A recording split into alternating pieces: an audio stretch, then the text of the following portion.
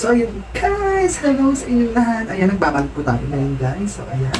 Guys, binabati ko lang po ang lahat na Merry Christmas and a Happy New Year.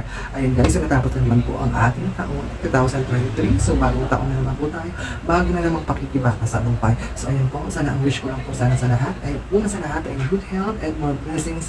At sana po ay magkaroon pa tayong mga sagkanang buhay at matagal na buhay. So ayun guys, at bago ka pa lang sa aking video o sa aking YouTube channel, huwag mo kalimutan like, subscribe, and click the notification bell para updated ka sa aking mga video at sa mga future. So ayan, guys, wish you all the best sa inyong lahat. So ngayon guys, for today's video, ay ituturo ko sa inyo kung ano po yung mga step na gagawin pag magpa-renew po kayo ng passport. So, madaliin lang po itong proseso. Sana masundan nyo. So, ayan, ituturo ko na lang po step by step. So, tara guys, samahan nyo ko. Mwah!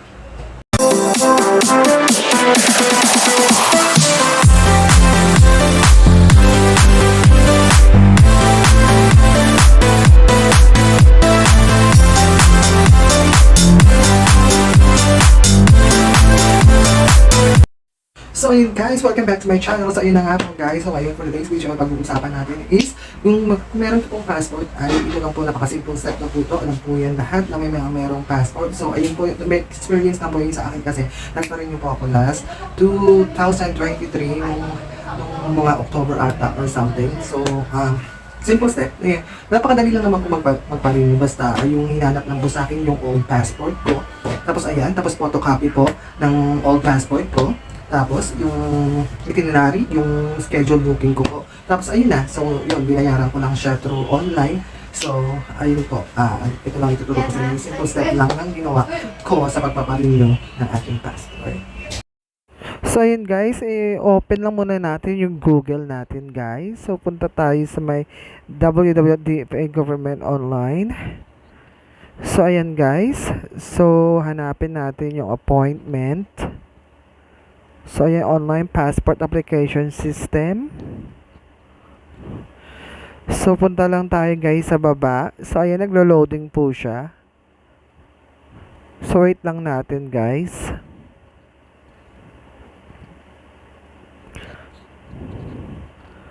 So, ayan, after that, punta tayo sa may baba. Since renewal tayo, maghanap tayo ng schedule sa passport appointment. Kasi maghahanap po tayo ng schedule. So, ayan, schedule an appointment.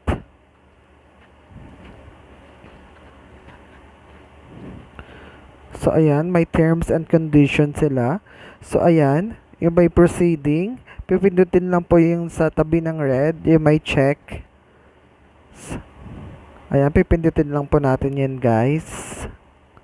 So, kung grupo kayo, pwede din start group appointment dahil individual tayo. Mag-start tayo sa individual appointment dahil mag-isa lang po tayo. So, ayun guys. Asia Pacific tayo yung region natin guys. Kasi may mga option po dyan ng other country like Europe, North America, South America, and Southeast Asia. So, ayan, please select a site. Ang site po kung saan po kayo pwedeng magpa-renew. Ayan po, sobrang dami po niyan. So, magbibigay tayo ng example. Since Dasmariñas po tayo, ayan, Dasmariñas City. Titignan po natin kung meron po siyang available. So, ayan guys, yung notice, babasahin lang natin. So, proceed na natin. I-check lang po natin yan sa baba. I confirm that I understood, agree to above conditions. Ayan guys.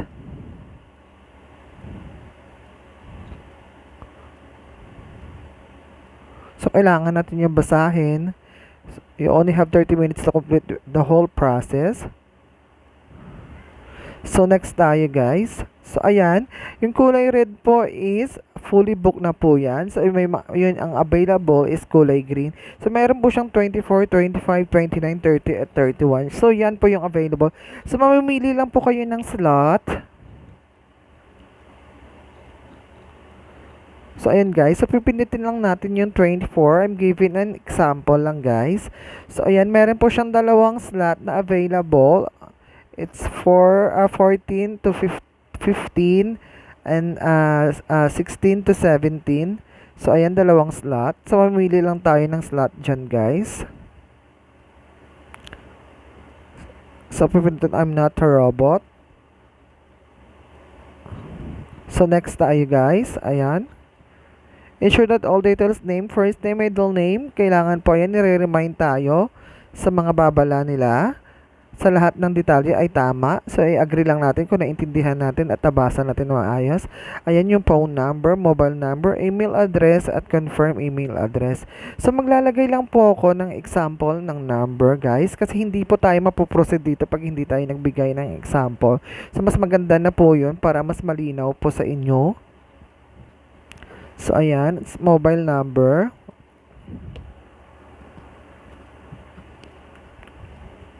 email address,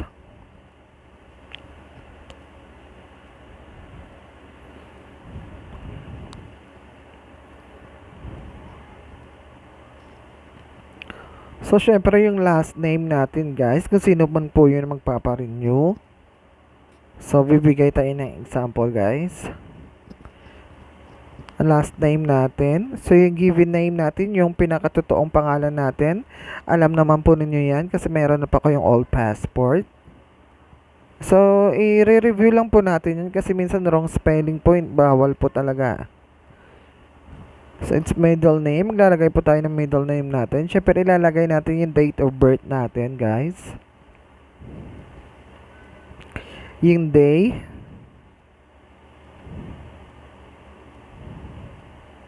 Tapos yung year nyo po.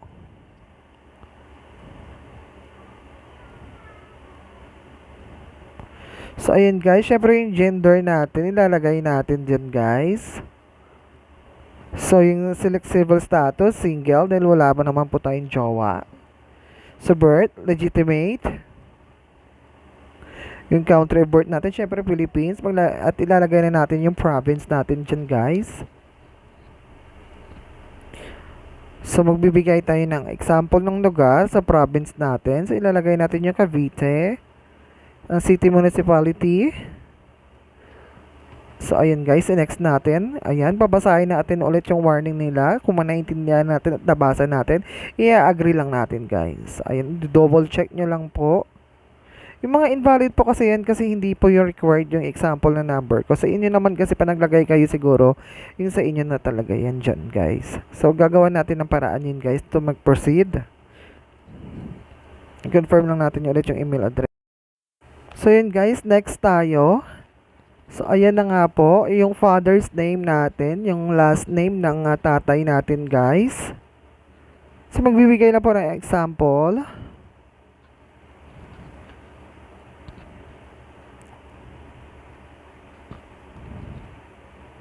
Ito po yung pinaka-importante sa lahat sa atin guys. Dapat hindi po tayo pwede magkamali.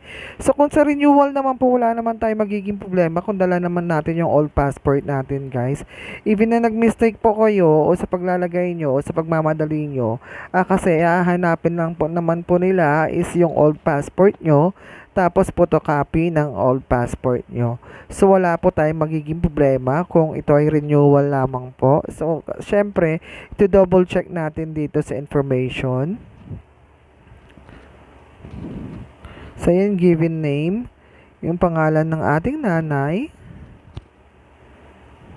Ayan po yung mga pang-importante po sa mga kukuha po ng first passport. Ito po ay sa for renewal lamang po.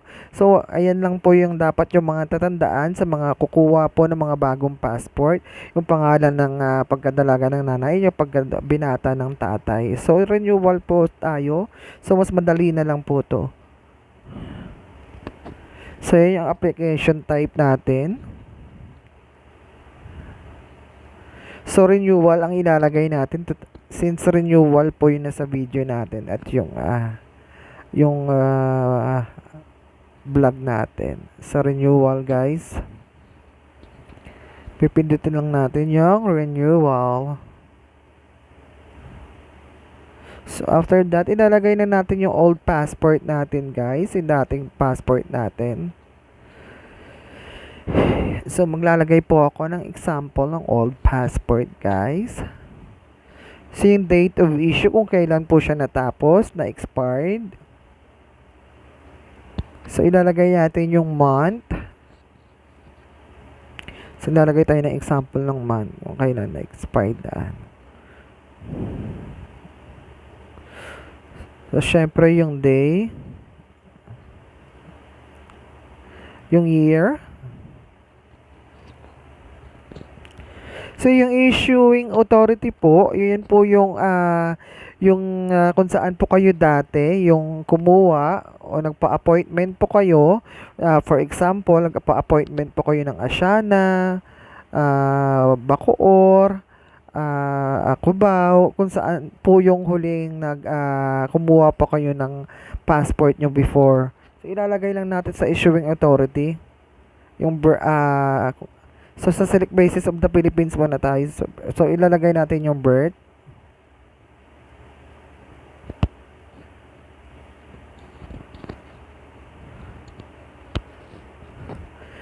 So kung Pinoy tayo, ilalagay natin sa foreign passport holder is syempre no.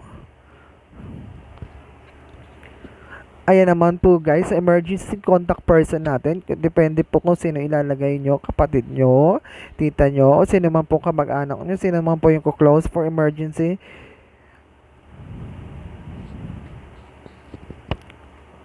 Importante po kasi malagyan natin yung emergency in case man for traveling, or minsan pag lost passport,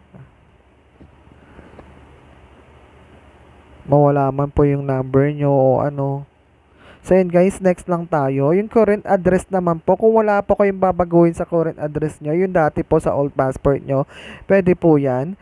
Pero kung nagpalit naman po kayo ng inuupahan nyo, so pwede nyo rin po yung gamitin yung inuupahan nyo sa current address nyo ngayon.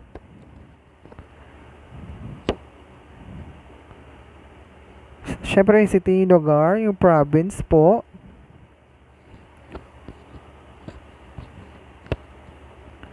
Yung occupation nyo, yung trabaho nyo, kung waitress ba kayo, janitor ba kayo, businessman ba kayo, o ano man po. So, maglalagay lang tayo ng, for example, content creator tayo, guys. So, content creator. So, kung may office number din po ko, pwede niya rin, office address. So, hindi, double check lang po natin lahat ng ang nilalagay natin ganyan, guys. So, as I said, wala naman po magiging problema dito. Kasi it's for renewal. Kung dala nyo naman po yung passport nyo, sila naman po yung mako-compute naman po nila yun sa computer. Matitrace po nila yun yung record natin before. So, ito yung ina-apply natin for renewals. It's for appointment lang naman po. So, i-double check pa rin po natin. Mas maganda pa rin po yan. Syempre for identity confirmation po natin. So, I need to double check lang po natin lahat. Guys. So, after nyo ma-double check nyan, guys. So, ipoproceed po natin yan. So, ayan. Ayan po, makikita nyo po yung booking nyo kung kailan nyo po appointment. So, ipipindutin na I'm not robot for security purposes. Basahin lang po yung awareness nila. So, kung naintindihan nyo na po lahat at kung check nyo na yung details nyo, pwede nyo na po pindutin. I-check nyo lang po yan.